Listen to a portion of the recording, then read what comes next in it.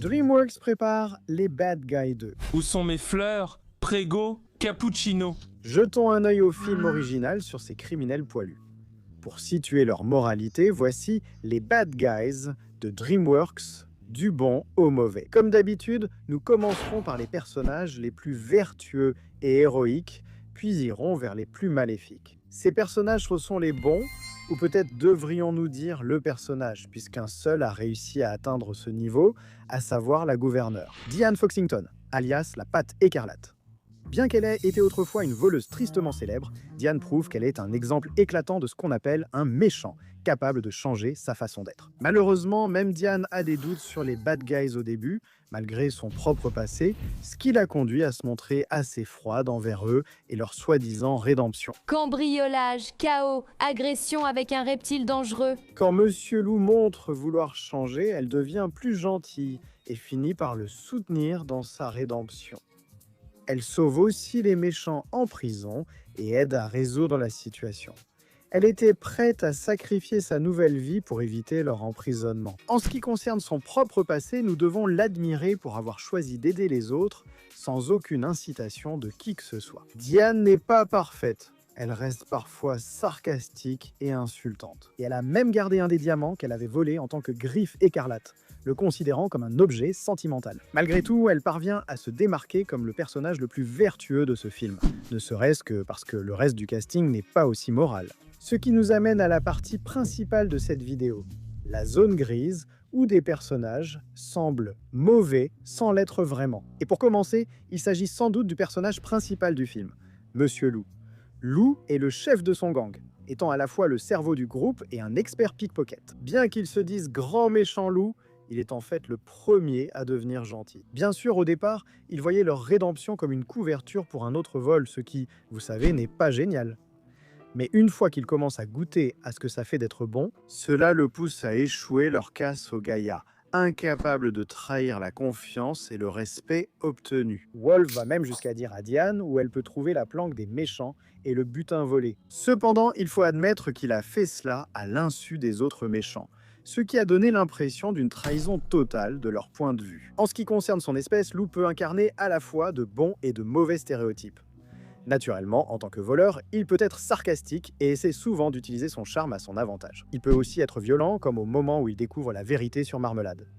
Cependant, Lou peut aussi être courageux, déterminé, protecteur et loyal, surtout envers ses amis. Même après leur dispute, il n'a jamais abandonné Serpent et croyait en sa bonté. Il lui a aussi sauvé la vie à la fin du film. C'est quelqu'un qui veut être bon malgré ses défauts. Nous devons néanmoins lui attribuer plusieurs médailles centrales. Nous décernons à Lou la médaille du centre de l'avarice. Même s'il finit par dépasser cela, il a vraiment les doigts collants, comme on le voit constamment en train de voler des bijoux et des portefeuilles. Il met aussi son équipe en danger dès le début pour une poursuite plus longue.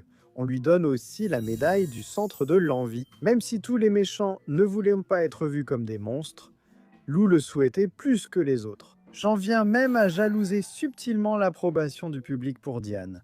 Passons à Misty Luggins, la chef de la police. Son objectif principal tout au long du film est de mettre les méchants hors d'état de nuire pour de bon. Continue de courir, Wolf. Un jour, ta chance tournera. Elle a pas mal de tempérament et peut même parfois sembler un peu folle, étant prête à prendre des risques énormes de façon comique pour les attraper. Elle mérite clairement la médaille de la colère. Tout au long du film, son seul objectif est de capturer les méchants, sa colère et sa haine envers eux étant vraiment palpables. Elle étend les méchants qu'elle les arrête aussitôt, même s'ils sont faussement accusés, sans leur laisser se défendre. Et elle est absolument ravie de pouvoir enfin les jeter en prison. Oui, elle joue l'antagoniste, donc on ne peut pas la considérer comme une gentille, même si elle est censée l'être. Nous reconnaissons qu'elle est une policière dévouée qui tente de faire respecter la loi et de lutter contre le crime. On ne peut pas vraiment lui reprocher ses efforts. Elle arrête Marmelade à la fin du film, donc elle mérite des points bonus.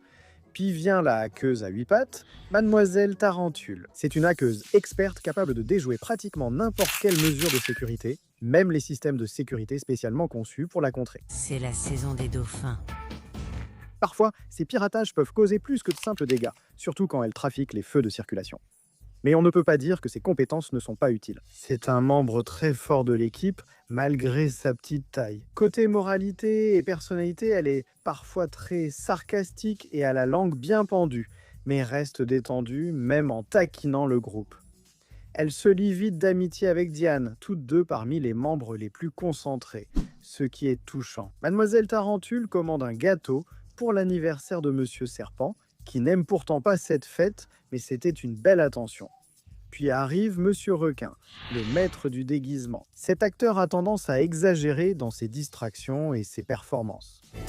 C'est moi, Afakuzmo Schuburger. Il ne devrait pas être surprenant que Monsieur Requin soit généralement le plus émotif du groupe. Cela ne veut pas dire qu'il ne peut pas être au top de sa forme, comme on le voit lorsqu'il aide. Quand la bande se retrouve dans une impasse lors du premier braquage du Dauphin d'Or dans le film. Bien qu'il soit généralement un doux géant, il a tout de même ses limites. Comme lorsque Serpent refuse de partager sa sucette glacée, ce qui pousse Requin à manger Serpent. C'est certainement une façon de se venger un peu. En dehors de ces moments-là, Requin est probablement, avec Lou, l'un des membres les plus sympathiques de la bande. Même s'il peut parfois être assez destructeur, que ce soit pour faire diversion ou pour jouer les gros bras, nous avons Monsieur Piranha ensuite. Ne vous laissez pas tromper par sa taille. Monsieur Piranha mérite largement le titre de la brute. Grâce à sa colère et à son envie non seulement de se battre, mais aussi à son amour pour tabasser les gens en général, il est en fait considéré comme le membre le plus instable et le plus violent de la bande. Bien que ce ne soit peut-être pas si surprenant, étant donné que c'est un piranha après tout. En mettant de côté ses tendances violentes et ses problèmes de colère, Monsieur Piranha a aussi ses moments où il est bien plus qu'un simple bagarreur. Il est parfois adorable, que ce soit lorsqu'il est un peu plus joyeux, ou même dans certains de ses moments les plus anxieux. Et tout comme le reste des méchants, il tient aussi profondément au reste de la bande. Et ça compte. À la fin de cette section, voici le sarcastique Monsieur Serpent, perceur de coffre, second commandant et vrai serpent de l'équipe. Monsieur Serpent est sans doute le plus proche d'un vrai méchant, contrairement aux autres qui peuvent être très gentils. Pour un groupe de criminels, Monsieur Serpent donne souvent l'impression d'être un peu un sale type. Crétin. Il est très cynique et se dispute souvent avec Loup, affirmant qu'ils sont irrécupérables dans leurs exercices de bonté. Serpent est celui qui fait à peine des efforts, que ce soit en refusant de partager ou en mangeant tous les cochons d'Inde qu'ils étaient censés sauver. Sans surprise, il reçoit la médaille du péché de gourmandise. Ce type mange des centaines de cochons d'Inde sans pouvoir s'arrêter. Pourtant, Serpent tient à ses amis, même s'il ne le montre pas toujours. Par exemple, il partage une sucette glacée avec Monsieur Requin pour lui remonter le moral, ou lors du rebondissement du film, quand il quitte le gang. Serpent profite de cette occasion pour faire équipe avec Marmelade.